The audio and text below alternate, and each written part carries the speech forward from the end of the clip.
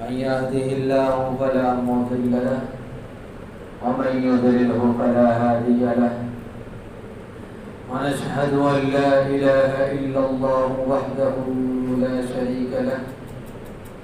شريك له ولا نذير له ولا وزير له ولا ند له ونشهد أن سيدنا وسندنا وحبيبنا وشفيعنا ومولانا محمدا عبده ورسوله أما بعد فأعوذ بالله من الشيطان الرجيم بسم الله الرحمن الرحيم اعلموا أنما الحياة الدنيا لعب ولهو وزينة وتفاخر بينكم وتكاثر في الأموال والأولاد كمثل غيث أعجب الكفار نباته ثم يهيج فتراه مصفرا ثم يكون حطاما وفي الآخرة عذاب شديد ومغفرة من الله ورضوان وما الحياة الدنيا إلا متاع الغرور.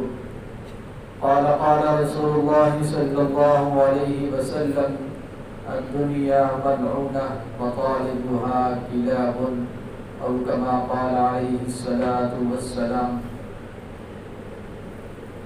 یہ دنیا اہل دنیا کو وسیع معلوم ہوتی ہے، یہ دنیا اہل دنیا کو وسیع معلوم ہوتی ہے، نظر والوں کی نظر میں اجڑی سی معلوم ہوتی ہے. انتہائی واجب الاحترام قابل تقریر ماہ محرم الحرام جو کہ جاری و ساری ہے، اس میں یکم محرم الحرام کو سیدنا عمر فاروق رضی اللہ تعالی عنہ کی شہادت ہوئی. 10 محرم الحرام کو نواس رسول شہید کربلا حضرت حسین رضی اللہ تعالی عنہ کی شہادت ہوئی. شاہ ولی اللہ رحمۃ اللہ علیہ کی وفات ہوئی.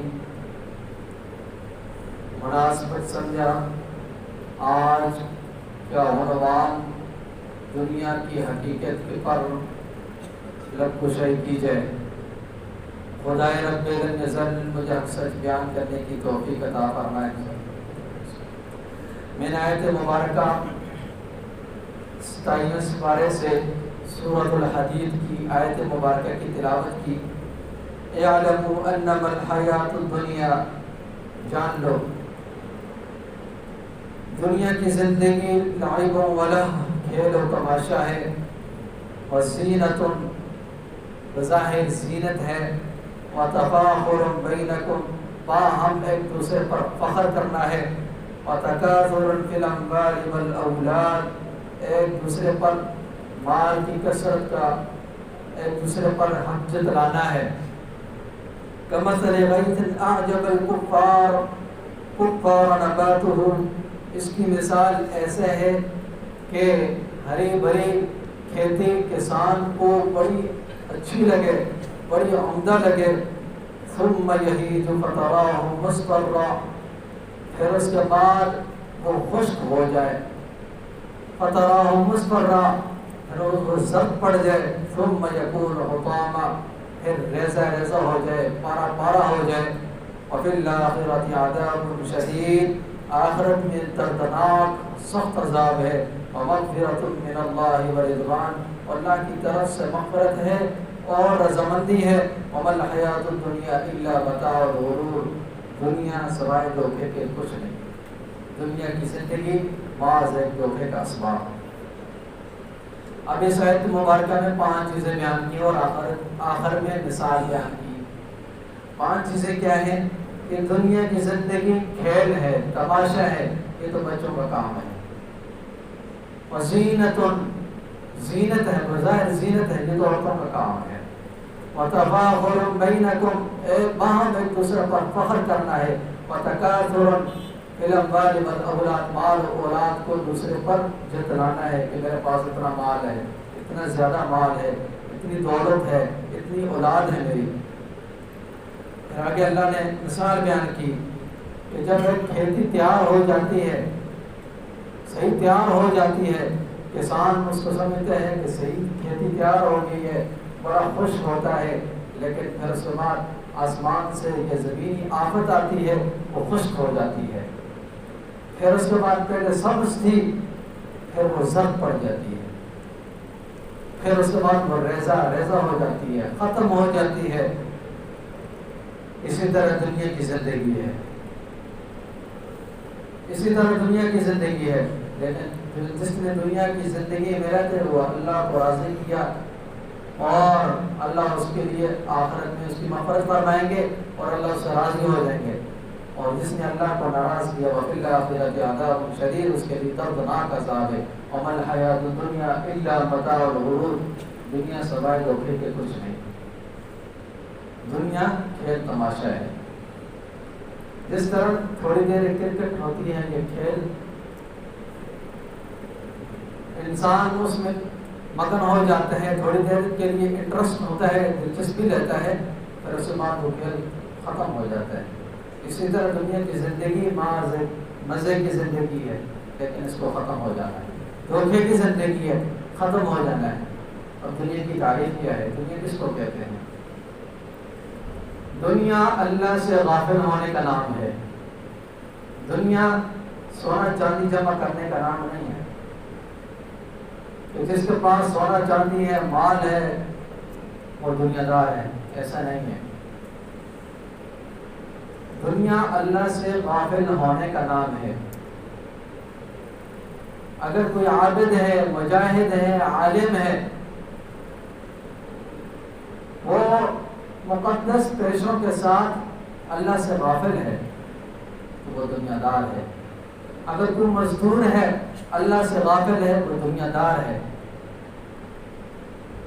اگر کوئی اللہ کے احکام کو پورا کرتے ہوئے اپنے بچوں کا پیٹ پالتا ہے، تجارت کرتا ہے، ملازمت کرتا ہے، زراعت کرتا ہے، یہ دنیا دار نہیں ہے۔ آپ صلی اللہ علیہ وسلم نے فرمایا جس دنیا سے آخرت حاصل کی جائے وہ بہتر ہے، یعنی دنیا میں رہتے ہوئے تجارت کر رہا ہے اور اللہ کے احکام کو بھی پورا کر رہا ہے، دنیا میں رہتے ہوئے زراعت کر رہا ہے، اللہ کے احکام کو پیارے نبی صلی اللہ علیہ وسلم کے طریقوں کے مطابق زندگی بسر کر رہا ہے، یہ بہترین آدمی ہے، کیونکہ میرے نبی نے بتایا ہے۔ اب جو دنیا دار ہے اس کے بارے میں کیا حدیث ہے، کیا بھائی فرمائی، الدنیا ملعونہ وطالبها کلاب، دوسری جگہ فرمایا دنیا مردار ہے اور اس کے طلبگار کتے ہیں۔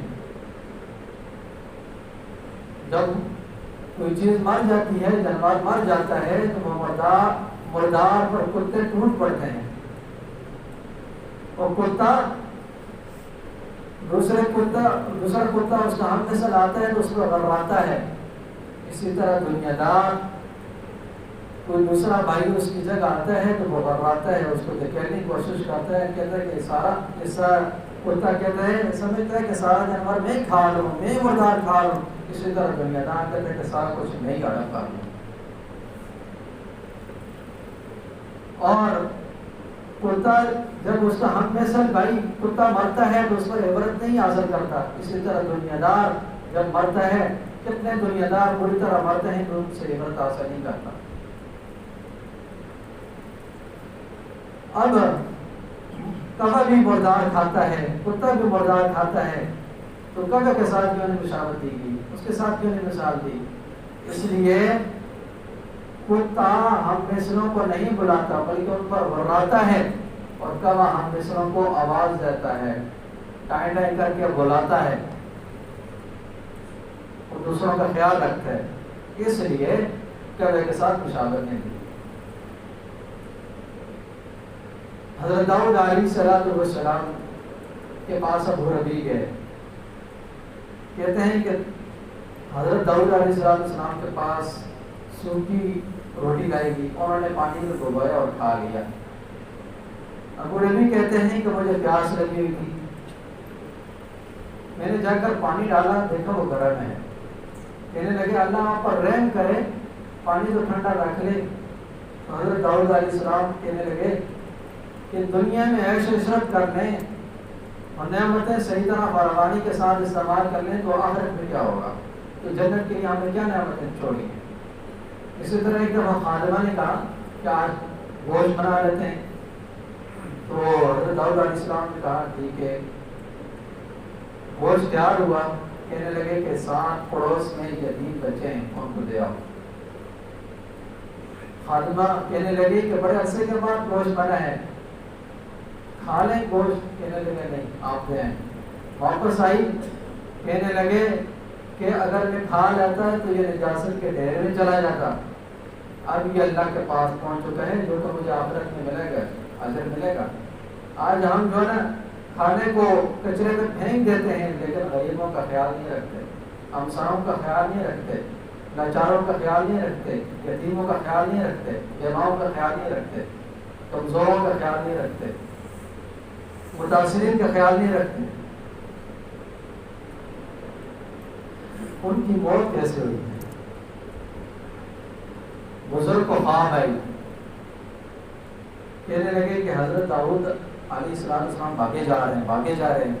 ایک شخص نے پوچھا کیوں بھاگے جا رہے ہو؟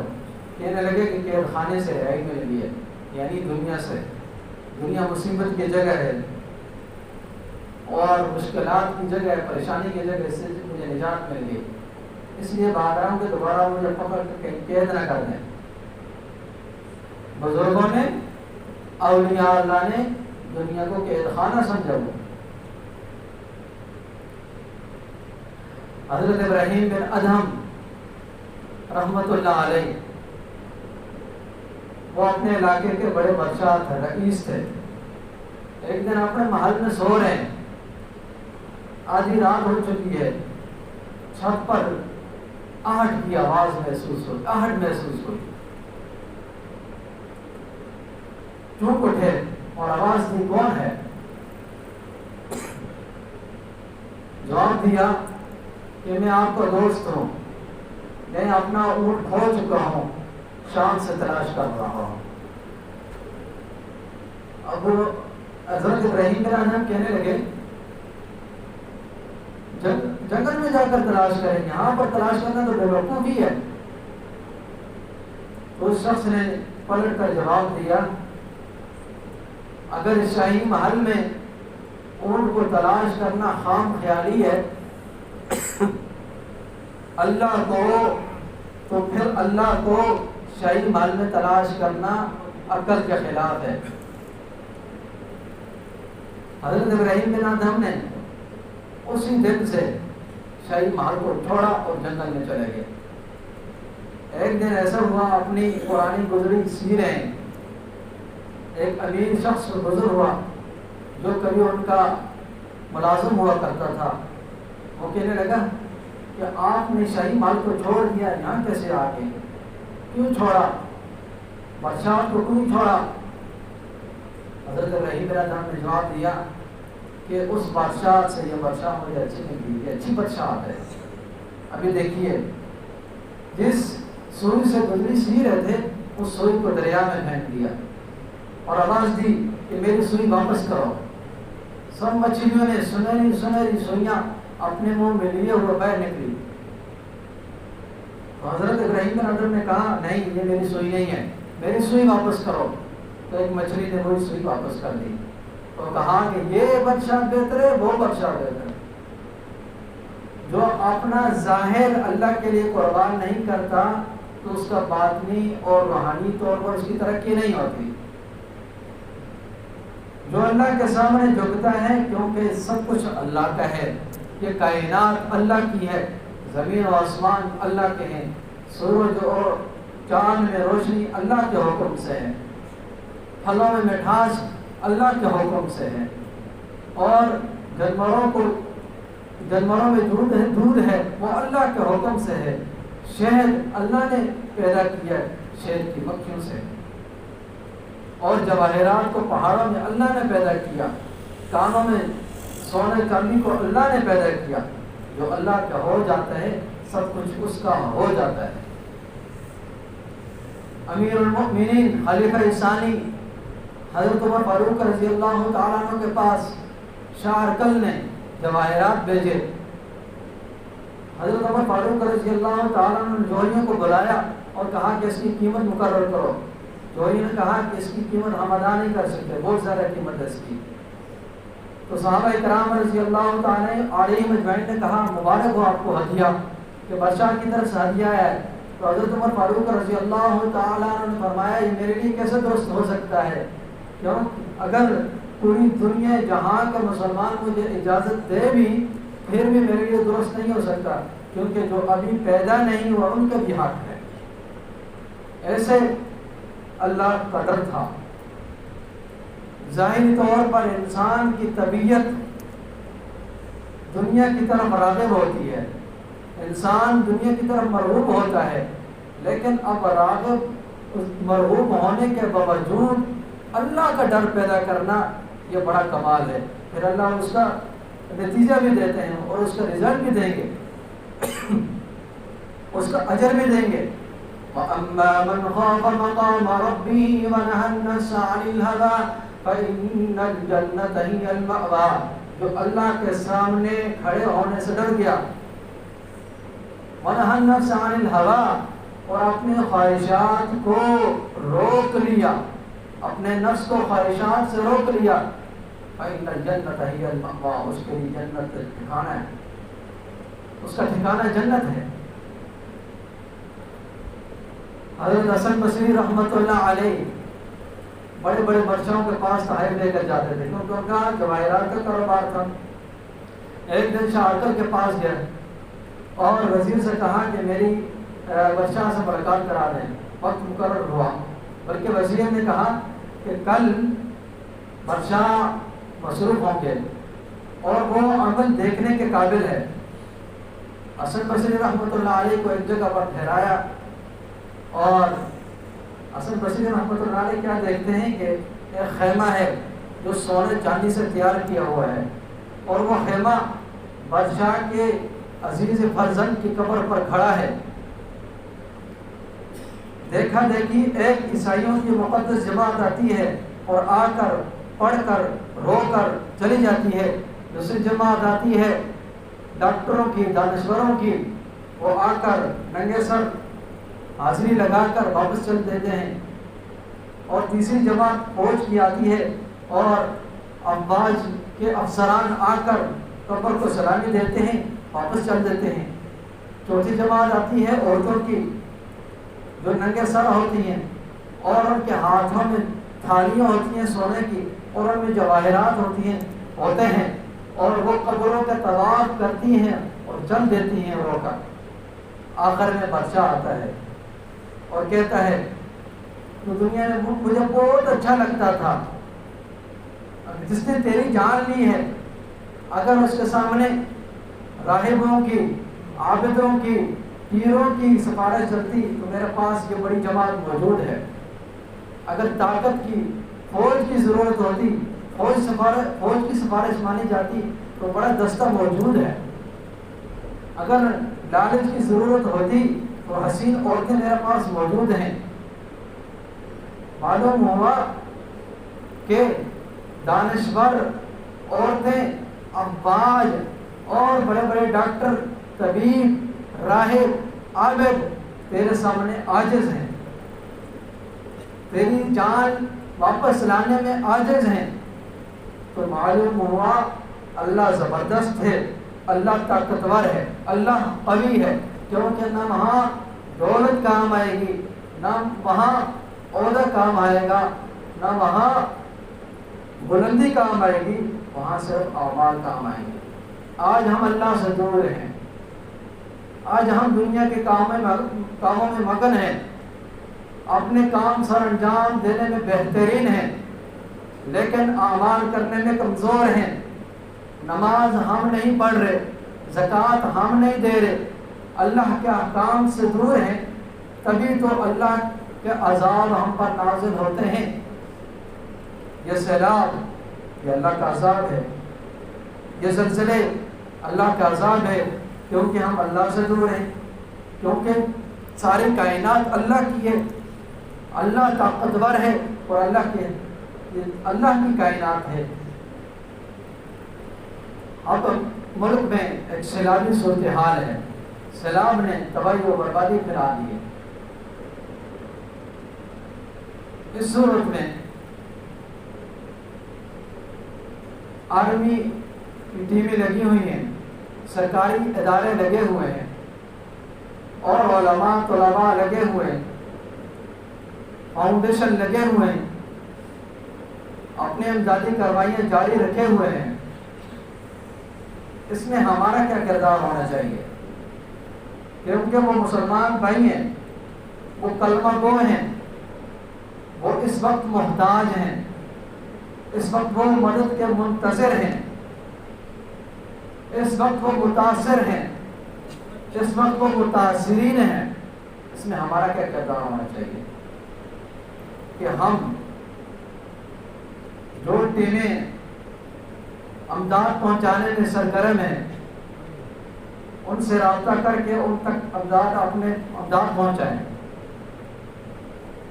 استعمال شدہ کپڑے، کمبل اور کھانے پینے کی اشیاء اور وغیرہ انسانی ضروریات کی جو اشیاء ہیں تمام تر چیزیں ان تک پہنچائیں۔ یہ ہمارا حق بنتا ہے، کیونکہ پیارے نبی صلی اللہ علیہ وسلم کی حدیث مبارکہ ہے کہ مسلمان جسم واحد کی طرح ہے۔ اگر ایک مسلمان بھائی کی آنکھ میں درد ہوتا ہے تو دوسرے مسلمان بھائی کے پورے جسم میں دکھ ہوتا ہے، تکلیف ہوتی ہے اس کو۔ اور پیارے نبی صلی اللہ علیہ وسلم کی حدیث مبارکہ ہے کہ جو دوسرے مسلمان بھائی کی مصیبت دور کرتا ہے اللہ تبارک و تعالیٰ آخرت میں اس کی مصیبتوں کو دور کریں گے۔ جو دوسرا مسلمان کی مدد کرتا ہے اس وقت تک اللہ تبارک و تعالیٰ اس کی مدد کرتا ہے جب تک وہ اپنے دوسرے مسلمان بھائی کی مدد کرتا ہے۔ اس لیے ضرورت اس امر کی ہے کہ ہم اپنے متاثر مسلمان بھائیوں کی مدد کریں، کسی نہ کسی ذریعے سے ان تک امداد پہنچائیں۔ اللہ تبارک و تعالیٰ سے دعا ہے کہ اللہ تبارک و تعالیٰ اپنے کار و عذاب سے محفوظ فرمائے۔